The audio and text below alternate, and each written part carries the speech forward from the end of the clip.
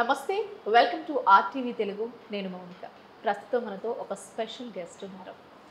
ఆవిడ సనాతన ధర్మం గురించి, హిందూ ధర్మం గురించి మనకు తెలియచేయడానికి ఇక్కడే పుట్టి ఇక్కడే పెరిగిన, అమెరికాలో స్థిరపడి మన కోసం మనలాంటి ఎంతోమంది సనాతన ధర్మం తెలియని వాళ్ళ కోసం ఇక్కడికి వచ్చి మన కోసం చాలా విషయాలు తెలియచేయడానికి ప్రస్తుతం మన స్టూడియోలో ఉన్నారు. ఆవిడే అనుపమ గారు. మేడంతో మాట్లాడతాం. నమస్తే అండి. హరే కృష్ణ. హరే కృష్ణ. ఎలా ఉన్నారండి? Yeah fine, thank you. Thank you so much madam. ఎందుకంటే ఇక్కడే పుట్టి ఇక్కడే పెరిగి ఎన్నో విషయాల గురించి తెలుసుకున్నా కూడా కొంతమంది సనాతన ధర్మాన్ని, హిందూ ధర్మాన్ని పాటించట్లేదు. బట్ మీరు ఇక్కడే పుట్టి ఇక్కడే పెరిగిన, అక్కడి నుంచి వచ్చి మాలాంటి పిల్లల కోసం, మాలాంటి ఎంతోమంది తెలియని వాళ్ళ కోసం హిందూ ధర్మం యొక్క గొప్పతనాన్ని తెలియజేస్తున్నారు. Thank you so much. It's my pleasure. ఎందుకంటే నేను పుట్టింది ఈ ధర్మం కాబట్టి ఈ ధర్మాన్ని రక్షించుకోవడం మనందరి బాధ్యత. అది ఒక్కరితో సాధ్యమయ్యేది కాదు. సో ఒక చిన్న ఏమంటారు, ఒక స్టెప్ స్టార్ట్ చేశాను. అది కూడా నేను మళ్ళీ చెప్తాను మీకు. నన్ను ఎంకరేజ్ చేసే వాళ్ళు ఉన్నారు కాబట్టి నేను వెళ్ళగలుగుతున్నాను. వాళ్ళకి ఎప్పుడు నేను థ్యాంక్ఫుల్గా ఉండాలి. ఇంకా అదే. ఓకే. అంటే నేను ఈరోజు ప్రాపర్గా కృష్ణుడి గురించి మనందరికీ తెలుసు. మా అందరికి ఎలా తెలుసు అని అంటే మహాభారతం ద్వారా అండ్ అంటే మహాభారతం స్టోరీస్ ద్వారా మా అందరికీ తెలుసు. కానీ మీలాంటి వాళ్ళ ద్వారా చాలా కొంచెం డెప్త్గా వెళ్ళి ఆయన గురించి, ఆయన గొప్పతనం గురించి తెలుసుకోవాలనుకుంటున్నాము. అంతకంటే ముందు ఒక్కసారి మీ స్టోరీ. ఓకే. సో నేను బేసిక్గా పుట్టింది ఇక్కడే తెలంగాణ గడ్డలో పుట్టాను నేను. ఓకే. సో మా ఫోర్ ఫాదర్స్ వచ్చి రాయలసీమ నుంచి మైగ్రేట్ అయినారని చెప్పేవాళ్ళు ఇక్కడ.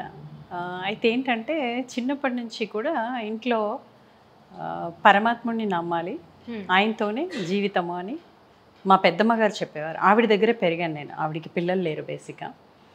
అప్పుడు నా లైఫ్ అలా స్టార్ట్ అయిపోయి మధ్యలో ఏంటంటే ఈవిడేంటి ఎప్పుడు చూసినా పూజలు చేస్తూ ఉంటుంది అని ఆ రోజుల్లో, అంటే చిన్నప్పుడు మనకు తెలియదు కదా. ఆవిడ చెప్పింది లైఫ్లో ఎప్పుడు గుర్తుపెట్టుకుంటాను. జీవితం బాగుండాలంటే ఈ దారిలో వెళ్ళాల్సిందే, మీరు ఇది నమ్మాల్సిందే అని చెప్పేది.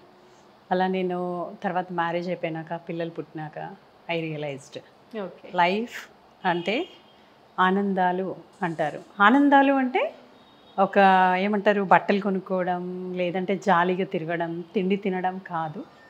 దీని వెనక బోల్డ్ అంతా ఉంది అనేది ఐ రియలైజ్డ్. అంటే లైఫ్లో అందరూ చేస్తారు, అది everyone will do right. హ్యాపీగా కుటుంబం ఉంటుంది, హ్యాపీగా డబ్బులు సంపాదించుకుంటారు, ఆస్తులు కొనుక్కుంటారు. That is not the life. There is different thing. అంటే డిఫరెంట్ అంటే ఎలా అంటే మనం ఎందుకు వచ్చామో అని తెలుసుకోవాలి ఈ భూమి మీదకి. That is my point. ఏం చెయ్యాలి ఇక్కడ, అది భగవద్గీత ఎప్పుడైతే నేను ఫాలో అవ్వడం మొదలెట్టానో అప్పుడు రియలైజేషన్ వచ్చింది. కాకపోతే ఆ రియలైజేషన్ అప్పట్లో నేర్చుకుంది. పిల్లలు చిన్నగా ఉండేసరికి సర్లే పిల్లలతో గోలగోలగా ఉంది అని అలా జస్ట్ అంటే ఒకనొక మూమెంట్లో అడిగాను ఇంట్లో. మా వారితో అన్నాను, నేను వెళ్ళిపోతాను, నాకు ఇవన్నీ బంధాలు వద్దనిపిస్తుంది నాకు అని చెప్పేసి. ఆయన ఒక మాట చెప్పారు, నీకు ఇవన్నీ పెళ్ళి కాకముందు ఉండాలి, పిల్లలు పుట్టిన తర్వాత this is not the way అని. ఐ రియలైజ్డ్ కరెక్టే కదా. కన్నప్పుడు నా బాధ్యతగా నేను పెంచాలి. లేటర్ నాకు ఆ అవకాశం కోసం ఎదురు చూస్తూ ఉంటే అంటారు చూడు, ఆత్మబంధము అని అంటారు కదా. అంటే ఇంట్లో ఏమంటారు, ఈ ప్రపంచాన్ని చూస్తుంటే, మనుషుల్ని చూస్తుంటే ఇది కష్టమేమో, ఇలా చేయగలను అని నువ్వు అంటున్నావు. కానీ మనుషులు రకరకాలుగా కామెంట్ పెడుతుంటారు, ఏదేదో మాట్లాడతారు, మనకి అన్నీ అవసరమా, హ్యాపీగా సాగిపోతున్న లైఫ్ అని ఇంట్లో వాళ్ళ అన్న మాటలు. బట్ నాకు ఒక ఆత్మబంధము, సోల్మేట్ అంటారు చూడు, వాళ్ళు నాకు ఎప్పుడైతే కలిశారో నా జీవితంలో నేను ఎన్నో మార్పులు చూశాను. అంటే నేను చేయాలనుకున్న ఒక పాత్ ఉంది చూడు, ఆ పాత్ని పరమాత్ముడు ఒకరిని పంపించి చేయించడానికి.